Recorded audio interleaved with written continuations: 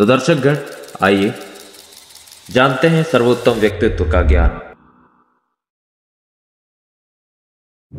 अगर हम भगवान श्री कृष्ण जी की भक्ति करते हैं तो हमें सबसे पहले उनके गुण कर्म स्वभाव को अपने जीवन में उतारना हो, तभी जाकर हम उनकी भक्ति कर पाएंगे, तभी जाकर हम उनको समझ पाएंगे, उनके व्यक्तित्व उनके माइंडसेट को समझ पाएंगे और उस माइंडसेट को इम्प्लीमेंट करके हम अपने भारत को विश्व गुरु तक बना सकते हैं। तो इतनी शक्ति है उनकी नीतियों में। तो सभा पर्व में भगवान श्री कृष्ण कहते हैं, अर्थानारभते बालो नानुबंधम अवेक्षते तस्मादरिंग न मृषन्ति वालम अर्थम परायणम।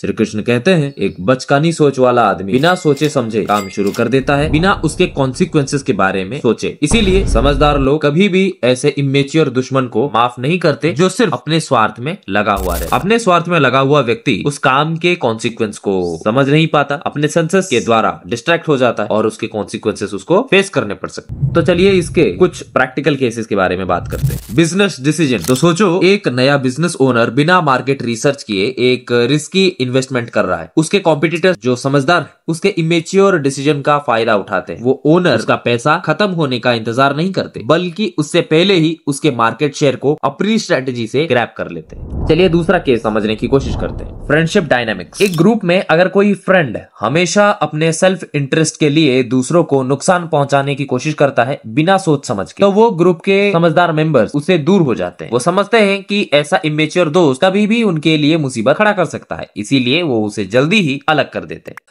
अब आगे बात करते हैं राजनीतिक क्षेत्र यानी पॉलिटिकल एरेना के ऊपर। पॉलिटिक्स में अगर कोई नया लीडर बिना सोचे समझे अपने पर्सनल गेम्स के लिए डिसीजंस लेता है, तो एक्सपीरियंस पॉलिटिशियंस उसकी गलतियों का इंतजार नहीं करते, वो उसकी वीकनेस का फायदा उठाते हैं और उसके अगेंस्ट स्ट्रैटेजी बनाते हैं ताकि वो जल्दी से उस लीडर को पावरलेस कर सके। ये एग्जाम्पल उस बात को समझाते हैं कि समझदार लोग कभी भी इमेच्योर और सेल्फ सेंटर्ड इंसान को उसकी गलतियां माफ नहीं करने देते, बल्कि उसकी वीकनेस का समझदारी से फायदा उठा। तो हमें समझदारी के साथ अपना कदम लेना चाहिए। तो हमें इस नीति से ये चीज सीखने को मिलता है। श्री कृष्ण हमें इस नीति के माध्यम से ये चीज हमें सिखाने को कोशिश करते हैं कि both you have to be both defensive and offensive. डिफेंसिव के केस में हमें सतर्क रहना है और बिना कॉन्सिक्वेंसेस को सोचे कोई भी ऐसा डिसीजन नहीं लेना है और ऐसा कोई काम नहीं करना है जिसके कॉन्सिक्वेंसेस हमें पता ही ना हो। तो ऐसा कोई काम हमें करना नहीं है। दोनों के पॉजिटिव और नेगेटिव कॉन्सिक्वेंसेस को देखते हुए हमें उस काम को करना चाहिए या फिर उसके डिसीजन को लेना चाहिए। दूसरी चीज है, अगर कोई शत्रु ऐसा काम करे, ऐसी कोई गलती करे, तो उसको छोड़ना तो बिल्कुल नहीं। तो ये चीज श्री कृष्ण नीति ही हमें सिखाती है। श्री कृष्ण कहते हैं, जित्वा जयान यौवनास्वी पालना ज भगीरथ कार्तवीर्यस्तपोवीर्यात् ज्वलातु भरतो विभु रुद्ध्यामरतोस्तान पंच सम्राजस्तवनु शुश्रुम।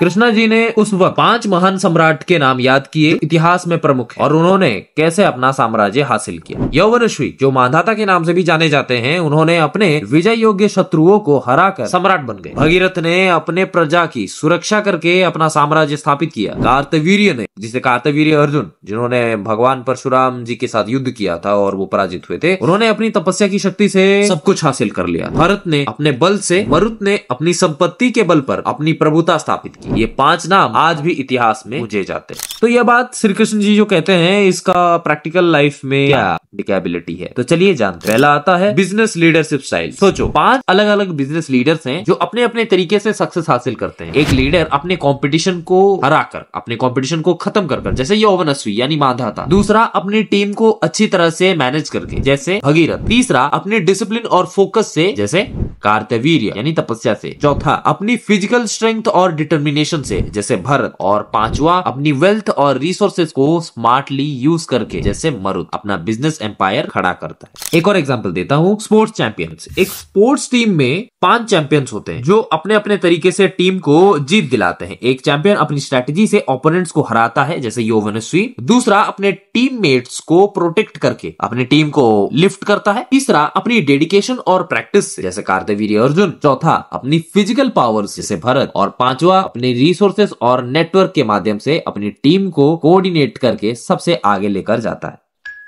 सोचो, इतिहास के 5 महान नेता जो अपनी स्किल से अपना देश स्ट्रांग बनाते। तो एक लीडर अपने एनिमीज को हराता है, जैसे कि यौवनश्वी। दूसरा, अपनी प्रजा की रक्षा करके खुद को जिताने की कोशिश करता है। तीसरा, अपने ध्यान और तपस्या के माध्यम से। चौथा, अपनी शक्ति के माध्यम से। और 5वां, अपनी संपत्ति से। अपनी देश की प्रभुता को बनाए रखने की कोशिश करता है। तो ये एग्जाम्पल्स कृष्णा जी के संदेश को मॉडर्न कॉन्टेक्स्ट में ये समझाते हैं, जहां अलग अलग लोग अपने अपने तरीके से अपने दर्जा को बनाने की कोशिश करते हैं। और भगवान श्री कृष्ण यहाँ पर हमको यही एग्जाम्पल दे रहे हैं और यही बात बताने की कोशिश कर रहे हैं। सबके अपने अपने तरीके होते हैं और वो अपने अपने तरीके को उस पर मास्टर करके वो किस प्रकार से अपने जीवन में आगे बढ़ रहे हैं। इस प्रस्तुति में अंतिम क्षण तक हमारा साथ देने के लिए आपका बहुत बहुत धन्यवाद। आशा करता हूँ आज की प्रस्तुति से आपको बहुत कुछ सीखने को मिला होगा। यदि आपको इस प्रस्तुति से संबंधित कोई भी प्रश्न हो तो आप अपना प्रश्न टिप्पणी के माध्यम से हमसे पूछ सकते हैं। अगली प्रस्तुति को लाने से पहले हम लेते हैं विराम। तब तक के लिए आप सभी को जय श्री राम।